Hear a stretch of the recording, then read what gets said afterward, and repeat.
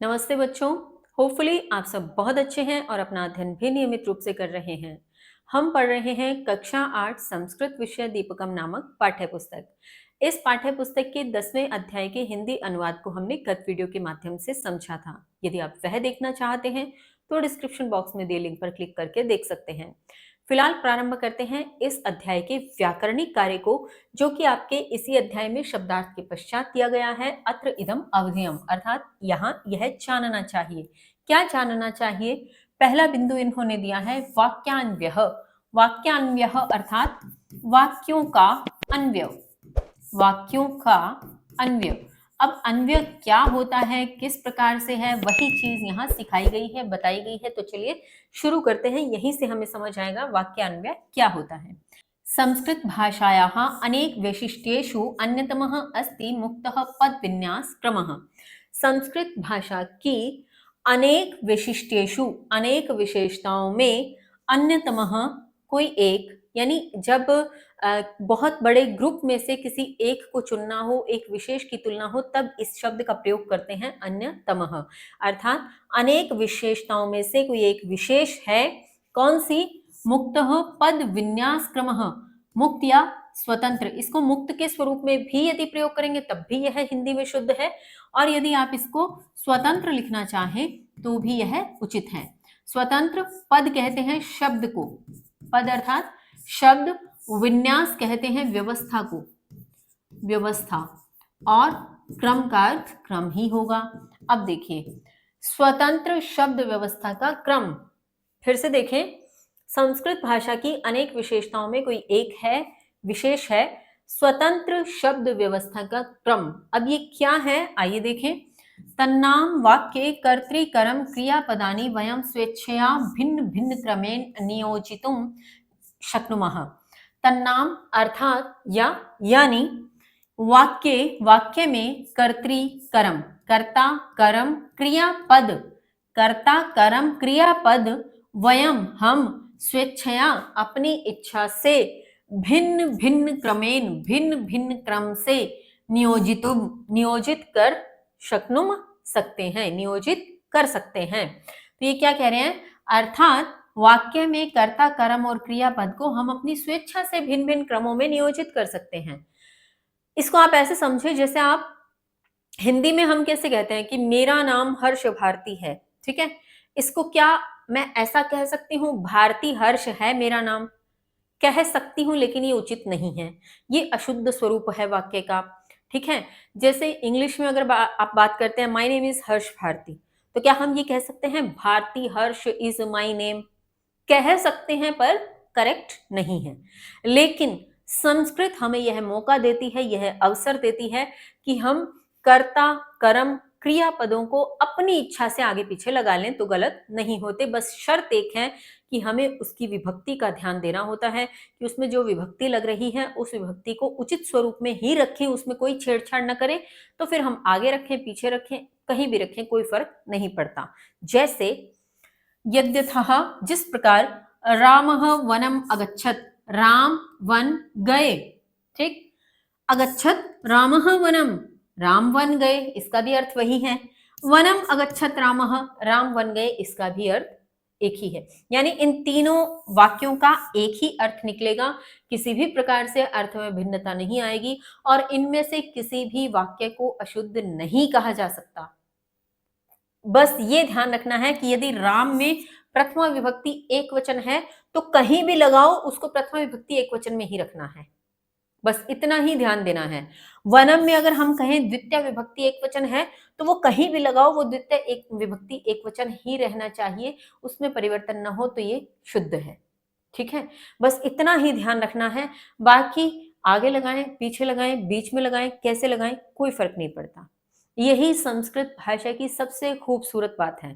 तो कभी ऐसा हो कि आपने किसी भी प्रश्न का कोई उत्तर याद किया है, कई बार ऐसा होता है ना कि हम कोई उत्तर याद करने की कोशिश कर रहे होते हैं तो वो उसके आगे पीछे के या बीच के शब्द याद आ रहे होते हैं, तो फिर हमें एग्जैक्ट एक सीक्वेंस में नहीं याद आते। तो यहाँ सीक्वेंस जरूरी नहीं है, बस आपको वो शब्द सही विभक्ति के साथ याद होना जरूरी है। आप उसको पहले लिखें बाद में लिखें आगे लिखें पीछे लिखें कोई फर्क नहीं पड़ता, कोई आपके उत्तर को गलत नहीं ठहरा सकता, बशर्ते आपने सही विभक्ति वचन का प्रयोग किया हो। ठीक है, तो यहाँ पे यही बात कही गई है कि कर्ता कर्म क्रिया को हम अपनी इच्छा से आगे पीछे कहीं भी वाक्य में संयोजित कर सकते हैं, और यही है शब्द विन्यास का क्रम, यानी शब्द व्यवस्था का क्रम, जो कि पूर्ण रूप से क्या है, मुक्त है, स्वतंत्र है। तो इसे क्या कहा जाएगा, मुक्त पद विन्यास क्रम, यानी स्वतंत्र शब्द व्यवस्था का क्रम।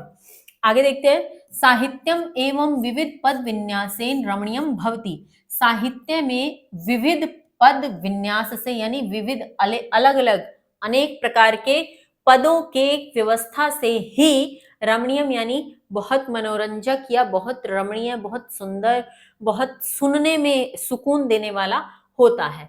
साहित्य में विविध व्यवस्था, शब्द व्यवस्था का क्रम ही रमणीय होता है, यानी बहुत मनोरंजक होता है। अस्मिन् पाठे एवं विधः मुक्त पद विन्यासः पुनः पुनः दृश्यते।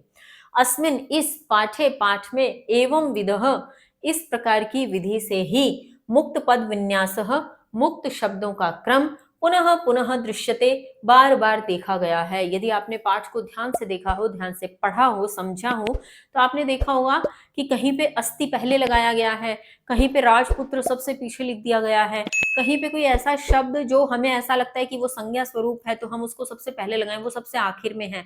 अगर आप शब्दों पे, पाठ के उन शब्दों पे ध्यान देंगे तो आपको समझ आएगा। फिलहाल एग्जाम्पल यहाँ भी दिए हुए हैं। तस्य अवलोकनेन संस्कृत वाक्य रचनायाः सौंदर्यम अवगच्छामः। तस्य उसके, अवलोकनेन उसको देखने से, संस्कृत वाक्य रचनायाः संस्कृत वाक्यों की जो रचना का, सौंदर्यम सौंदर्य, अवगच्छामः प्राप्त होता है, सौंदर्य प्राप्त होता है, सौंदर्य दिखाई देता है। पाठात् कानिचन उदाहरणानि पश्यन्तु। पाठ से कुछ उदाहरण देखें। कानिचन कुछ, पश्यन्तु मैंने देखें। सामान्य वाक्यक्रम। एक सामान्य वाक्यक्रम क्या हो सकता है, यानी जो हम हिंदी या इंग्लिश के अकॉर्डिंग बात करते हैं, तो सामान्य वाक्यक्रम क्या होगा कि शोभावती नाम काचन नगरी आसीत। शोभावती नाम की कोई नगरी थी। हिंदी में या अंग्रेजी में हम इसी प्रकार से इसका क्रम रखेंगे कि शोभावती नाम की कोई नगरी थी।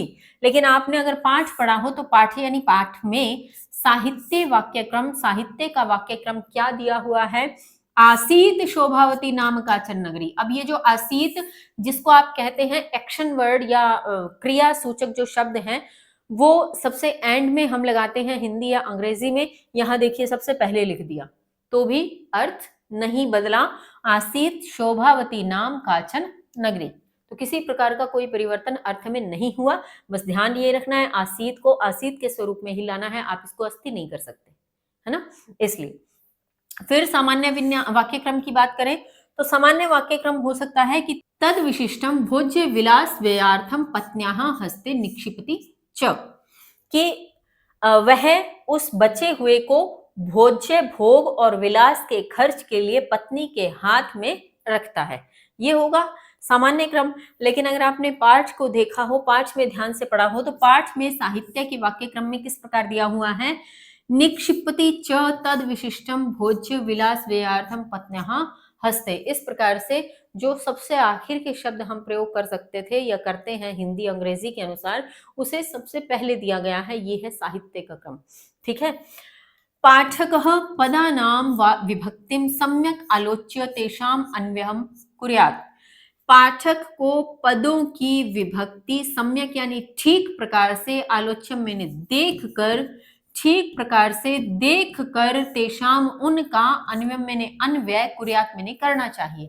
अन्वय करने से मतलब कि हम जो भी इसमें जैसे शब्द आगे या पीछे की बात हम कर रहे हैं, तो उसको सही विभक्ति के साथ देखे, उसको ठीक प्रकार से देखे, तभी उसका अन्वय करे, तभी उसको आगे पीछे करने की कोशिश करे। तब, क्योंकि कहीं कहीं आपको क्या मिलेगा, कहीं कहीं ये तो सिर्फ एक शब्द सीधा लिखा हुआ है, उसको आगे या पीछे कर दिया।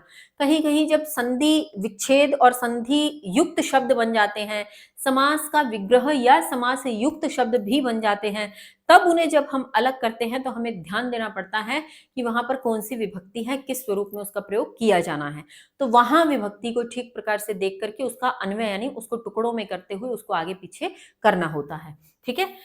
इसके भी एग्जाम्पल आपके अभी जब पाठ के हम अभ्यास प्रश्न करेंगे वहां पे हम इसको और अच्छे से करने का प्रयत्न करेंगे, समझेंगे। तो ये था वाक्य अन्वय, यानी वाक्य का अन्वय करना। अन्वय करने से तात्पर्य है कि उसको टुकड़ों में बांटना, आगे पीछे करना, लेकिन विभक्ति का ध्यान देते हुए। फिर है भूतकालः, दूसरा बिंदु यहां दे रखा है भूतकालः, भूतकाल की बात की गई है। कालस्य प्रायः वर्तमान कालः, भूतकालः, भविष्यत् कालः इति त्रय भेदाः सन्ति।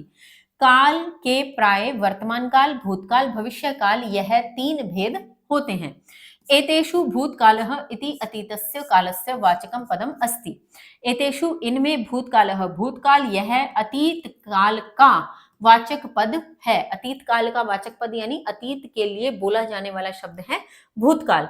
सामान्यतः भूतकालाय लंग लकारस्य प्रयोग भवति। ये बहुत इंपॉर्टेंट है, यहां ध्यान देना। सामान्यतः, सामान्य स्वरूप में भूतकाल के लिए लंग लकार का प्रयोग होता है। लंग लकार, जब आप धातु के 5 लकार याद करते हो, लंग लकार, लट लकार, विधि लिंग लोट, ये सब जब याद करते हो तो उसमें जो लंग लकार का स्वरूप है उसके रूप किसके लिए होते हैं? भूतकाल का अर्थ प्रदान करने के लिए होते हैं। इस पर मैंने डिटेल में पहले भी आपको समझाया है कि कौन सा लकार किस काल अथवा किस अर्थ में लिया जाता है। तो यहाँ ध्यान रखना है कि भूतकाल के लिए हमें लंग लकार के रूपों का प्रयोग करना होता है। यथा, जैसे अस्मिन पाठे उपागच्छत। उपागच्छत में जब आप संधि विच्छेद करेंगे, उप अगच्छत, उप तो यहाँ पर क्या है? उपसर्ग है। इसको एक बार छोड़ देते हैं। तो ये जो अगच्छत है, अगच्छत क्या है? लंग लकार का स्वरूप है, अर्थात भूतकाल का अर्थ है। जब हमने किया था अगच्छत यानी गया, तो गया भूतकाल के अर्थ में चला गया। इस 5 में उपागच्छत यानी उप को एक बार छोड़ दें क्योंकि ये उपसर्ग है। अगच्छत क्या है? भूतकाल का अर्थ देने वाला लंग लकार का स्वरूप है। अन्यत व्यचिंत्यत को जब आप इसका विच्छेद करेंगे तो वी प्लस अचिंत्यत आएगा। तो अचिंत्यत जब स्वरूप आएगा, अचिंत्यत किसका स्वरूप है? लंग लकार भूतकाल का स्वरूप है। यहां दिया भी हुआ था। तो वी उपसर्ग है, अचिंत्यत लंग लकार का स्वरूप है। इत्यादि, इस प्रकार से इत्यादि। एतद्रिक्तं लट् लकारस्य क्रियापदेन सह स्म इत्यस्य योजनं कृत्वा अपि भूतकालस्य भावः प्रकटयते। अब देखिए कितनी इंपॉर्टेंट बात, ये शायद 7th क्लास में भी जब हमने अभ्यास प्रश्न किए थे उनके भीतर एक जगह इसके बारे में बात हुई थी। तो आपको याद होना चाहिए, नहीं याद है, भूल गए हैं तो देख लें। इनके अतिरिक्त, एतद्रिक्तम, इनके अतिरिक्त लट लकारस्य, लट लकार की, अब लट लकार किसके लिए प्रयोग होता है? वर्तमान काल की क्रिया के लिए, ध्यान रखिएगा। लंग लकार भूतकाल के लिए, और ये जो लट लकार है ये किसके लिए? वर्तमान काल के लिए प्रयोग होता है। जो आपको अधिकांशतः याद रहता है ना, पठती पठत पठंती, पठसी पठतः पठथ, पठामी पठाव पठाम, तो वो किसका स्वरूप है? लट लकार का स्वरूप है। और वो किसके लिए प्रयोग होता है? वर्तमान काल के लिए प्रयोग होता है। तो लट लकार की क्रियापद के सहमने साथ स्म, इस शब्द पे ध्यान दीजिएगा। स्म इत्यस्य योजनम कृत्वा, इसका योग करते हुए भी भूतकालस्य, भूतकाल का भाव प्रकटयते, भाव प्रकट किया जाता है। यानी लट लकार की क्रिया का शब्द हो, उसके साथ अगर स्म लगा दिया जाए तो वह भूतकाल का अर्थ देने लगती है। कैसे? जैसे अस्मिन पाठे प्रतिवस्ति स्म, हमने पाठ में पढ़ा था प्रतिवस्ति स्म, प्रतिवस्ति स्म का अर्थ रहता था। अब ये अगर स्म हटा दें, एक बार के लिए आप स्म को भूल जाएं, यहां स्म को भूल गए, प्रतिवस्ति का अर्थ क्या है? रहता है। प्रतिवस्ति रहता है क्योंकि यह लट लकार का स्वरूप है, वर्तमान काल की क्रिया का स्वरूप है, रहता है। लेकिन जैसे ही इसके साथ हमने स्म का प्रयोग किया तो ये क्या हो गया? रहता था, भूतकाल के अर्थ में परिवर्तित हो गया। एवमेव भूतकाले धातूनां सह तवतु प्रत्यय अपि योज्यते। इस प्रकार ही भूतकाल की धातुओं के साथ तवतु प्रत्यय भी योग किया जाता है। इसी प्रकार भूतकाल की जो धातुएं होती हैं, यानी लंग लकार की जो धातुएं होती हैं, उसके साथ तवतु प्रत्यय का प्रयोग भी देखने को मिलता है। ठीक है। यथा, जैसे अस्मिन पाठे, इस पाठ में श्रुतवान, श्रु धातु तवतु प्रत्यय, तो श्रु धातु के साथ तवतु का प्रयोग हुआ तो श्रुतवान बना।